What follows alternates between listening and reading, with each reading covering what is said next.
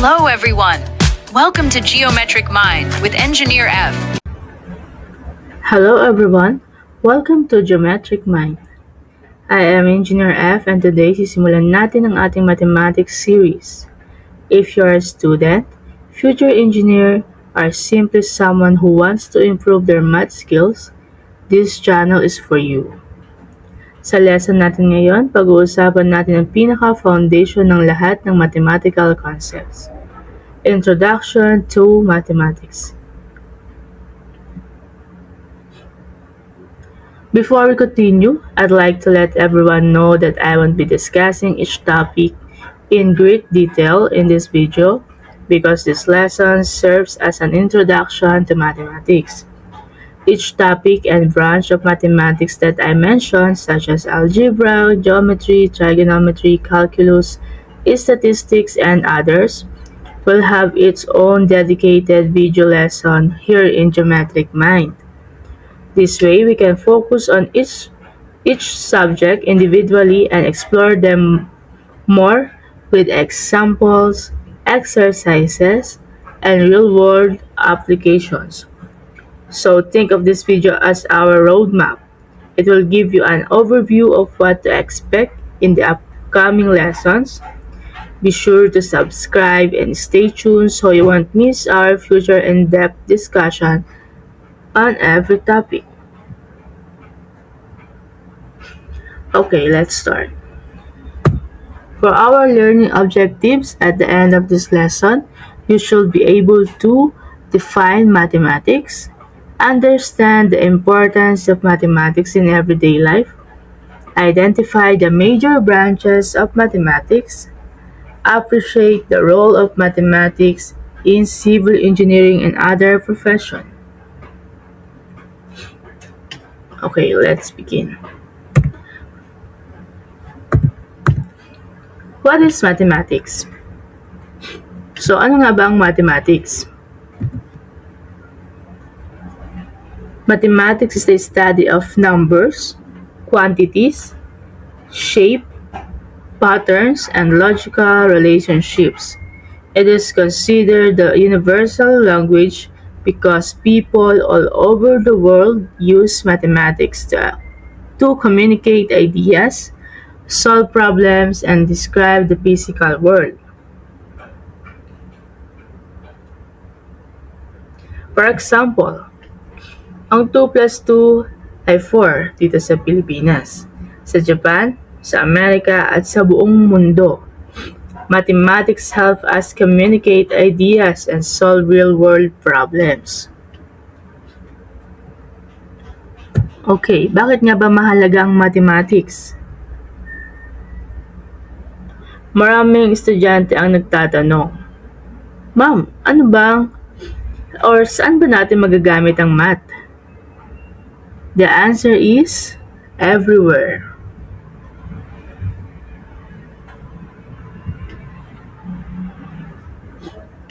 Mathematics is part of our daily lives. Example, counting money while shopping, measuring ingredients in cooking, computing grades, managing personal finances, calculating travel time, estimating fuel consumption, designing roads and bridges, and constructing buildings.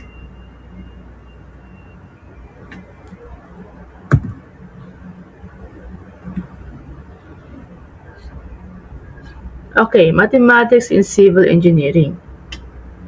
They use mathematics to design buildings, analyze bridges, compute structural loads, estimate construction cost, design highways, calculate water flow, analyze soil properties, and ensure structural safety.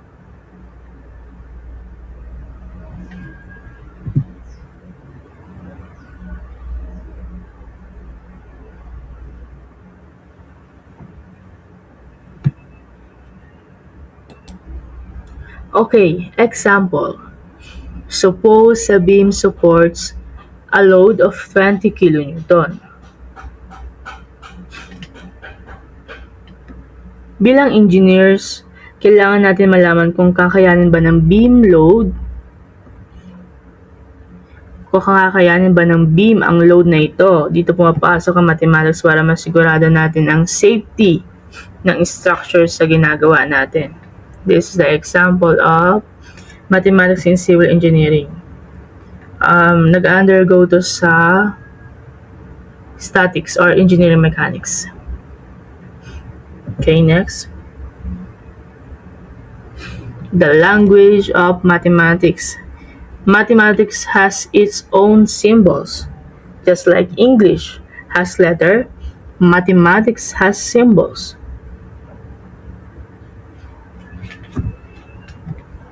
Okay, ito yung symbols sa addition, subtraction, multiplication, division, equal, not equal, greater than, less than, greater than or equal, less than or equal, pi, square root, and infinity. Learning these symbols like learning the alphabet before reading a language.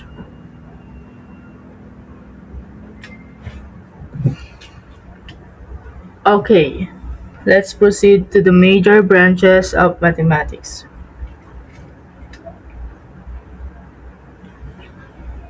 First is arithmetic.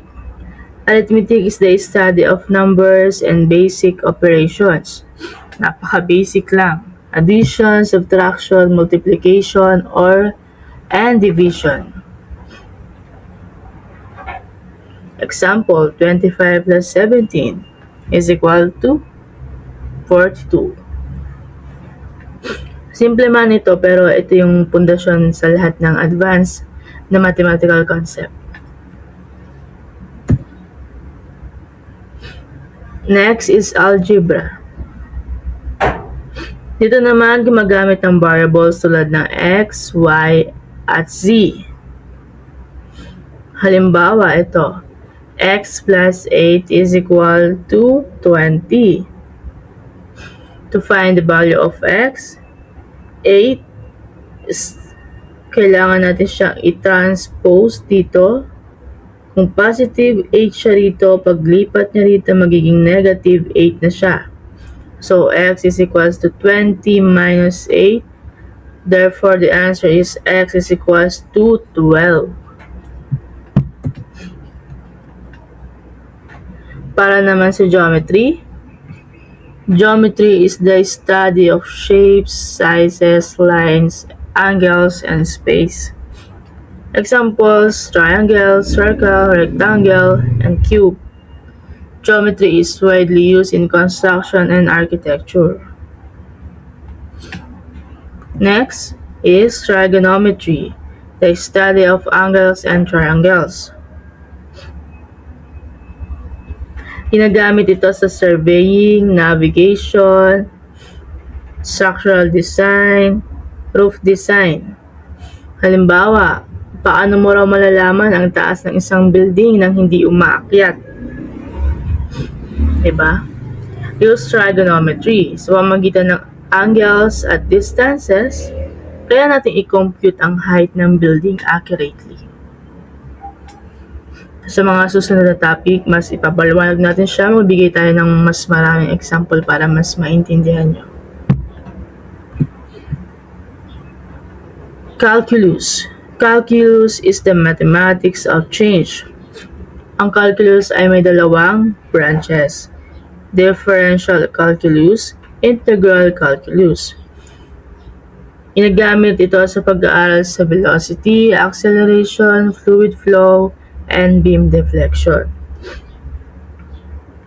Kung gusto mong maging isang engineer, calculus will eventually become one of your best friends. Next is statistics. The science of collecting, organizing, analyzing, and interpreting data. Examples, survey results, election polls, weather forecast, construction, quality control. Sa panahon ngayon na data-driven na ang mundo, napakahalaga ng statistics. Next is probability, the study of chance. Example, what is the probability of getting heads when tossing a coin? Answer is 1/2 or 50%. Okay, characteristics of mathematics. Mathematics is logical. Every solution follows logical reasoning. Precise. There's little room for ambiguity. Systematic. Problems are solved step by step. Universal. Mathematics is understood worldwide. Practical. It is used in science, engineering, economics, medicine, and technology. Ngayon, kilalanin naman natin ang ilan sa mga taong nagbigay ng malaking kontribusyon sa mathematics. Famous mathematicians. Siyempre, nanguna na dyan si Pythagoras. Known for the Pythagorean theorem. A squared plus b squared is equals to c squared. Next is Euclid, known as the father of geometry. Next, Isaac Newton, isa sa mga nag-develop ng calculus, si Isaac Newton. Last, ang tinaguriang Prince of Mathematics, Carl Friedrich Gauss, known as the Prince of Mathematics.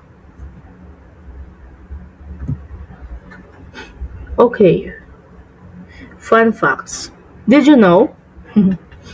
Ang salitang mathematics ay mula sa Greek word na mathema, meaning learning or knowledge. Mathematics has existed for over 4,000 years. Ancient Egyptians used mathematics to build the pyramids. Engineers cannot design safe structures without mathematical calculations. Okay? Bilang pagtatapos, okay, for our closing message. Every great engineer begins with a strong foundation in mathematics. Master the basics and every advanced concept becomes easier to understand.